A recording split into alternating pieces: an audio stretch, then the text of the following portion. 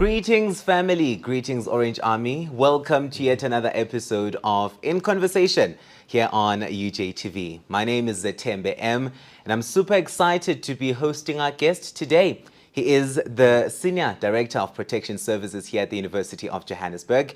Going to be touching on a lot of things, pretty much all surrounding the safety measures that the university has put to place for students and, of course, all the staff members. Help me welcome our guest. His name is Mr. Andre Arendse. Sir, greetings to you. Welcome to the show.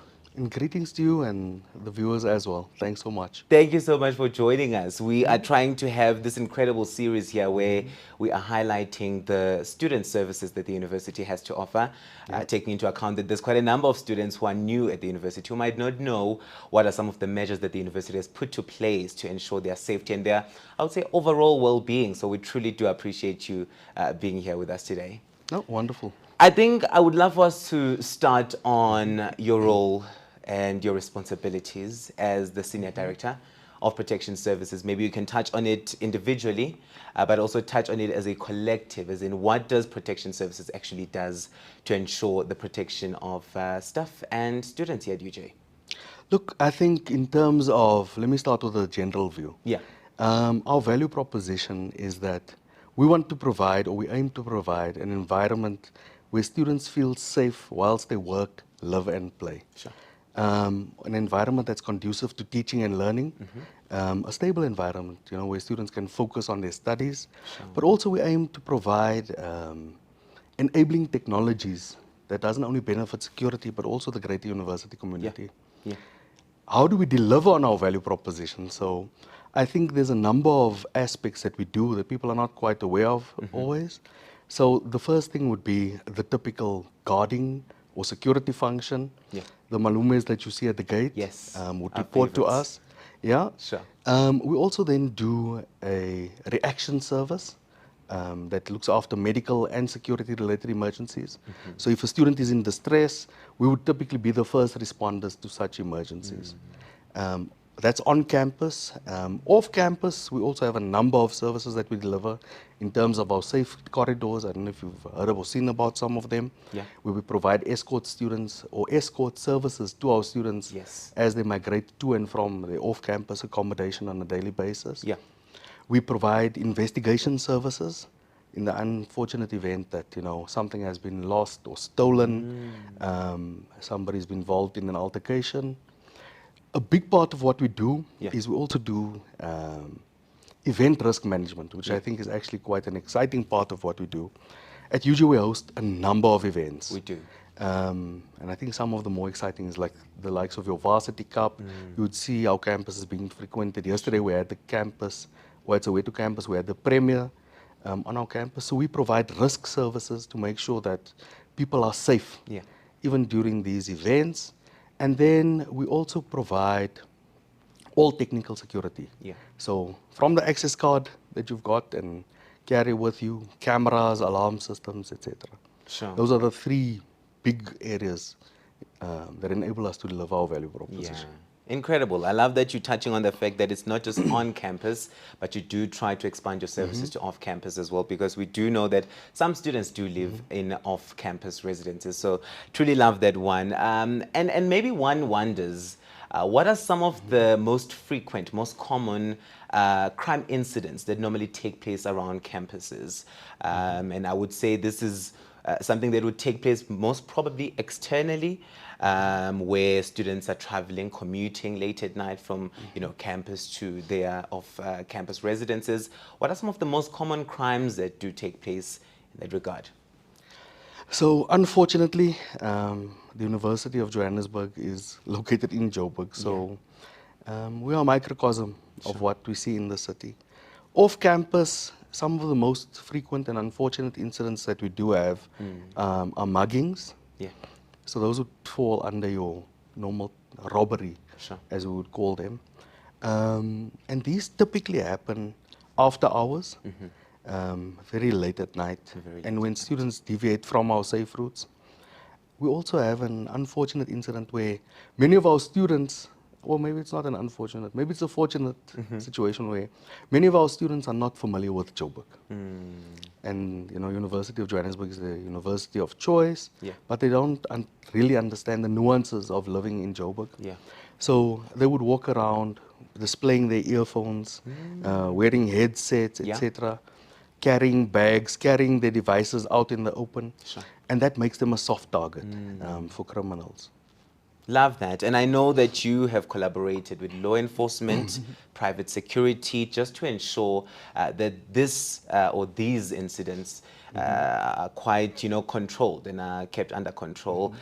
Please let me in on, some of the upcoming developments that you might have around enhancing campus security here at UJ that students can look forward to. Let me quote our VC, who put it so eloquently when he said that the destiny of the university is intertwined with the destiny of the city and the province. Sure. So, meaning that if from a safety and security perspective the city fails, UJ as a project fails. And it's not something we can allow to happen. Yeah. So what we've recently done, about 2 weeks ago, is we've actually signed a memorandum of understanding with the Gauteng provincial government, Sure. in particular the Department of Safety and Security. And you would be aware that the Premier has spoken about a number of exciting things, particularly in the e-policing space. So you would have said that they are bringing helicopters and drones Sure. and cameras to areas that were previously underserviced. Yeah. Also a mobile panic app. So we are now, as part of the MOU, going to have access to all these e-policing initiatives, Yeah. including access to the police's control room, where we can also monitor cameras and receive camera feeds from them. Yeah. I think that's something that's very exciting for us. We're really looking forward to the implementation of that. But I think over and above that, off campus, we've got a number of issues. So our safe corridors, it's a multi-pronged approach to safety and security. Yeah. So many of you would have seen the patrol vehicles Yeah. off campus that do escorts for students. But something that's also recent and very exciting is the launch of what we now refer to as our urban management or city improvement districts. Okay. So you would have seen that the cleanliness around the campus has also improved dramatically. Drastically, sure. We have urban rangers who now go and they take care of litter off campus, they do flower beds, etc. So it's to enhance the overall feeling of safety and security off campuses. Sure. We've also recently contracted with a fire service company that does private firefighting services, and that's to augment the city's current capacity in the event that we do have an unfortunate fire also. Yeah, absolutely incredible. And I love that from time to time as you touch on these measures and the developments that are coming in, the ones that you've done already, there is a feel of technological advancement right there. The world is moving online. We're going digital. And of course, the University of Johannesburg is quite known for being at the forefront of technological advancements. That it is quite cool. But something else that is, a factor that we cannot ignore, as much as we've not seen it in quite some time now, but load shedding is also a thing in South Africa. From time to time, you'll hear that, oh, we're back, stage 2, stage 3, stage 4, whatever the stage may be.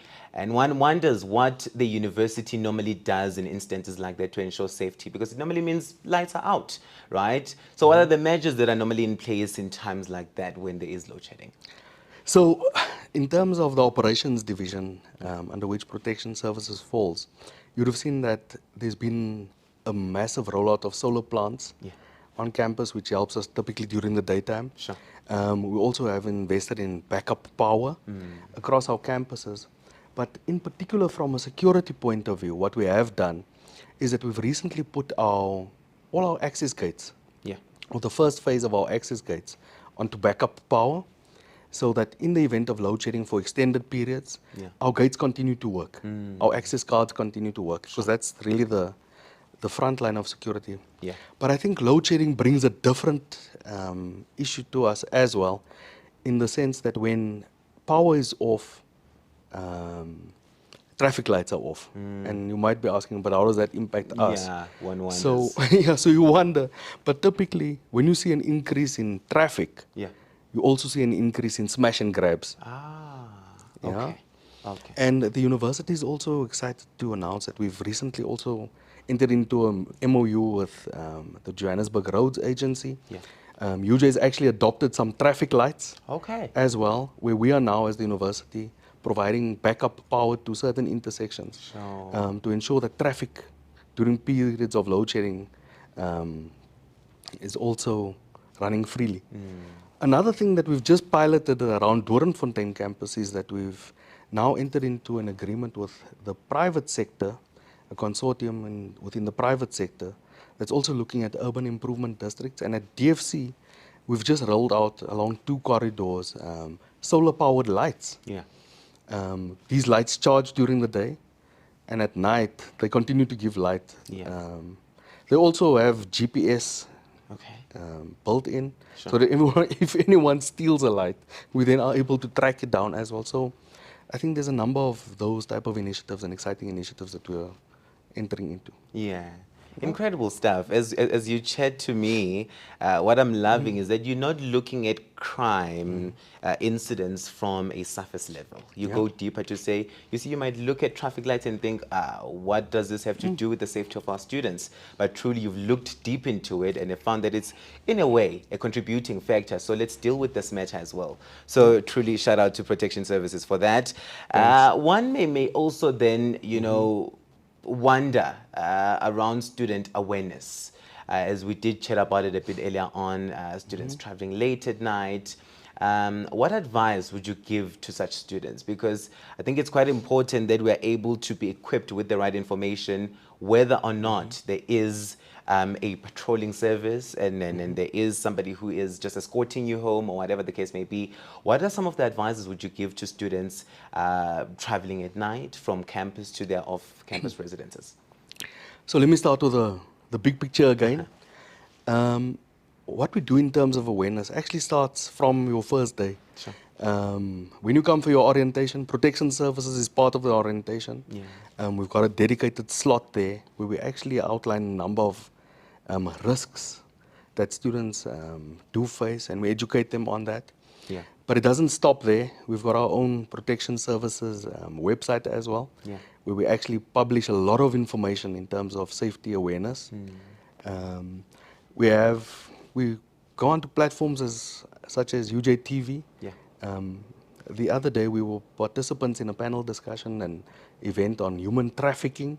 So I think that was one of those exciting ones for us. But we go on to UJ Radio, Yeah. we go out, we reach to students at house committee level, we go into residences and brief students, Yeah. we issue pamphlets.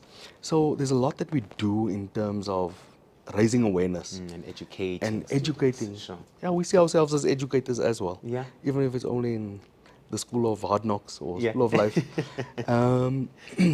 But what are some of the advices that we can give? Look, we understand that students need to study. And UJ, we're very fortunate that we've got students who are very diligent and study often late at night.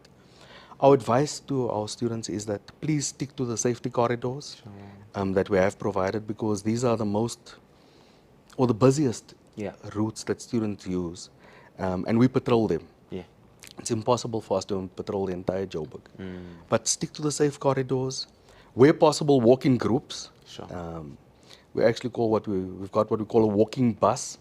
So we encourage students to walk in groups, and we'll then escort them as the walking bus. Always don't put your valuables or your electronics on show. I know that it might be cool or trendy to have your earphones in or your headphones on, Sure.